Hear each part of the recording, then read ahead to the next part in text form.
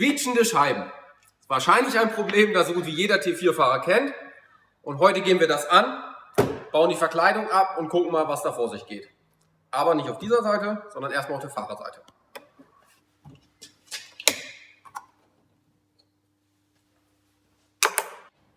So, erstmal hier den Fensterhebelbetätiger Dingsbums-Fachbegriff. Die Abdeckung wird einfach nach hinten abgeschoben und dann kann der hier abgeschraubt werden. Und sitzt dann da auf so einem Vielzahn. Das kann man sich dann beim Wiedereinbau einstellen, wie man das am liebsten hat, wo der bei geschlossenem Fenster oder auch bei offenem Fenster zu sein hat, je nachdem, was man mehr fährt. So, den Türgriff, den soll man wohl irgendwie abhebeln können.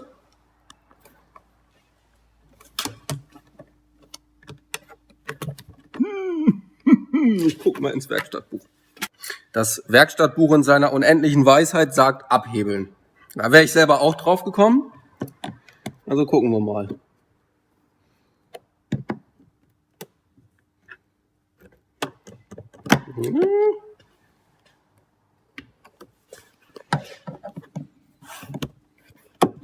Aha.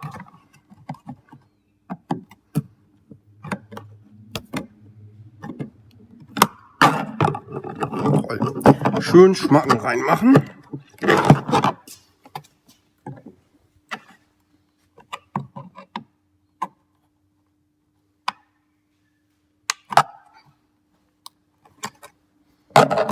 Jetzt aber hier und hier waren Klammern.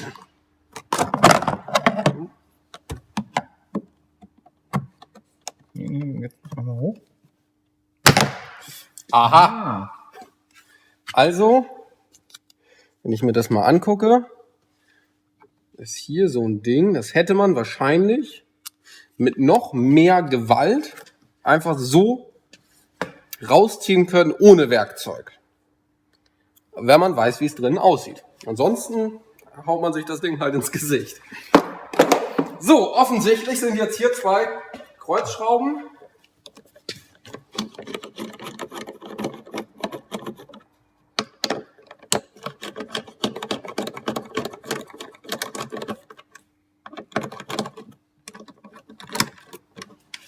Drei Kreuzschrauben.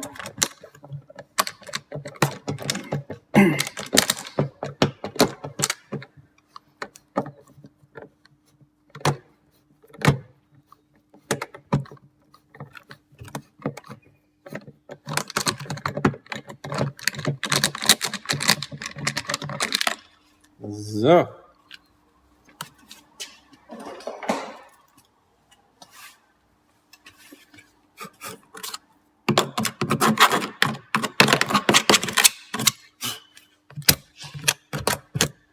So, genau, den kann man tatsächlich einfach abschrauben.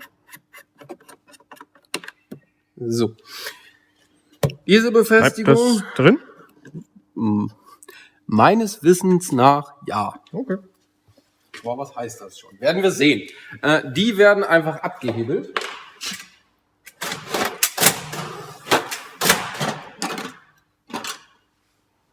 Warte mal. Haben wir da jetzt nicht ein cooles Tool für? Wir haben da ein cooles Tool für. Wir haben mal geguckt, die kann man ja eigentlich schrauben. Meistens funktioniert es nicht, weil der Imbus überrappelt. Aber hier geht's.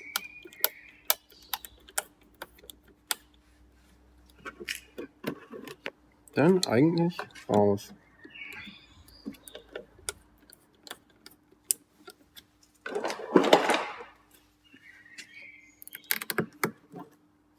Raus. So. So, was ist das? Ja, so ein Befestigungsdingsi-Bumsi. Das ist ein Verkleidungsclip. Wird angesetzt, reingedrückt, fest. Mit den Dingern sind im Bulli eigentlich alle Innenraumverkleidungen fest. Und was wir gefunden haben, das eine, okay. Letzte ist diese eine Schraube.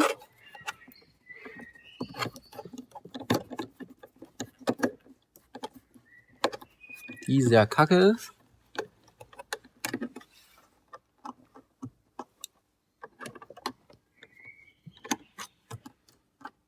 So. Und laut Handbuch soll man es jetzt rausnehmen. Und dann kann man die Türbetätigung abpflücken.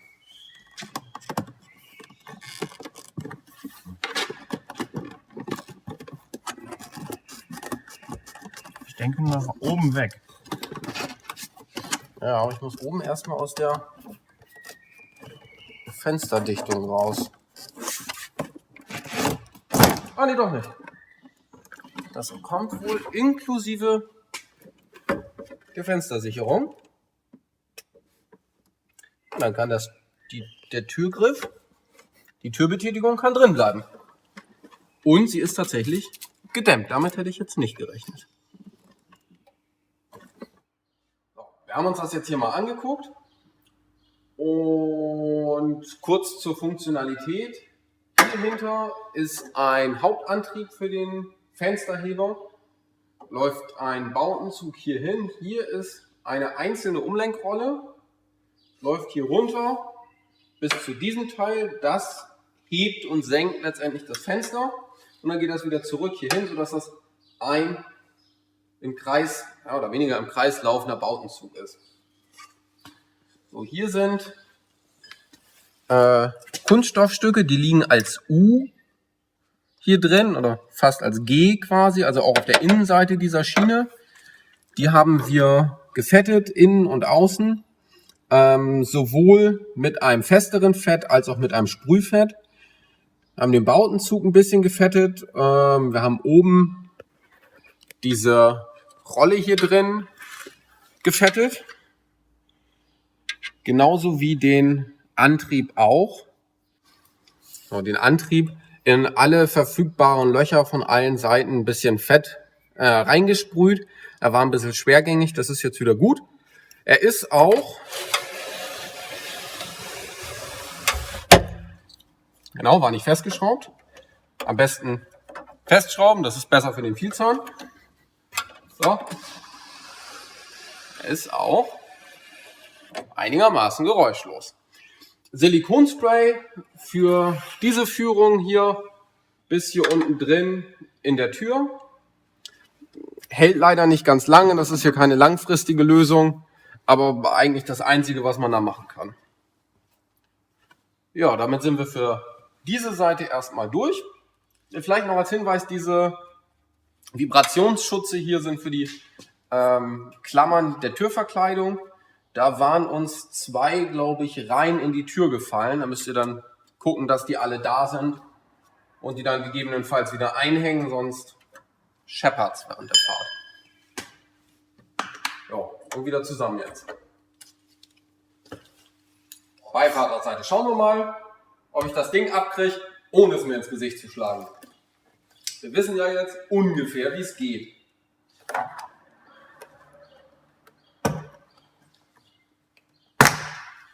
Aha. Ja, ging ein bisschen besser.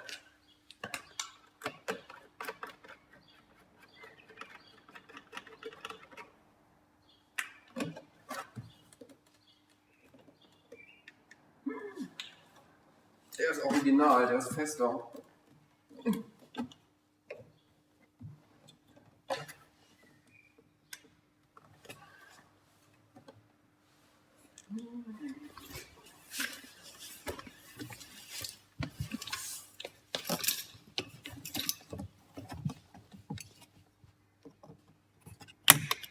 Ah,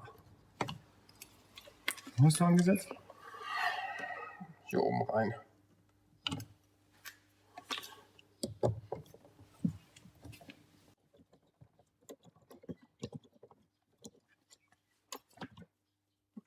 So, die Kosten. Hier auch noch. Das werde ich schon mal sehen. So, passt dir was drin?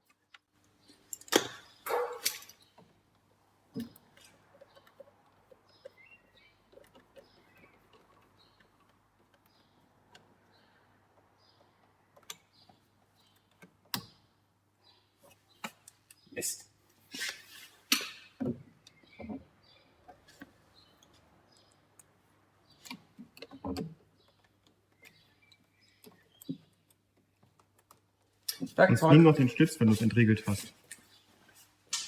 Ich versuche es nochmal mit dem Plastikfuß. Und dann. Nee. Das hat man halt wesentlich häufiger, als dass es freundlich rauskommt. Dann muss man das da irgendwie abrubbeln. Interessanterweise, wo wir gerade hier sind, diese abgebrochene Kante, ja, fast jedem T4, den ich gesehen habe, das ist ja abgebrochen.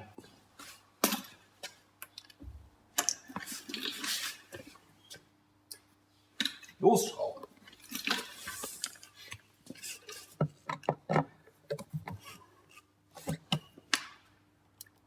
Ui, das meinte einer gut. Da brauche ich einen Meinungsverstärker.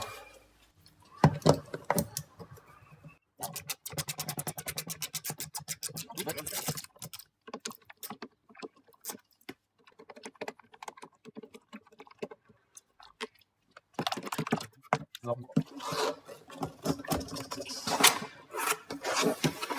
Kein Gepäckfach. Ach, klick. Klick.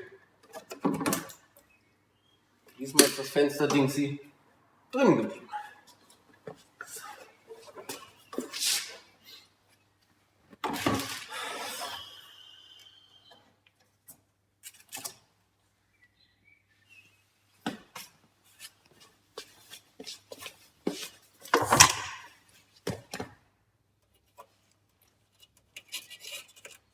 Aha, der fehlt. Den dürfen wir drüben nicht vergessen. Mhm.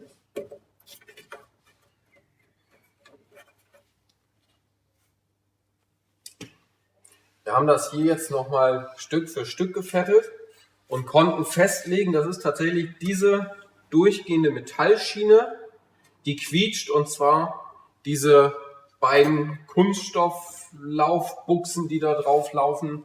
Und wenn man die gut fettet, das war ja wirklich ein furchtbares Quietschen, dann ist es mehr oder weniger komplett geräuschlos. Wir haben jetzt natürlich trotzdem alles andere noch mitgefettet, aber nachdem wir das Ding, das haben wir als allererstes gemacht, gefettet hatten, war das Quietschen eigentlich schon weg. Das heißt, es ist diese Schiene Kunststoff auf Metall, was dann da quietscht.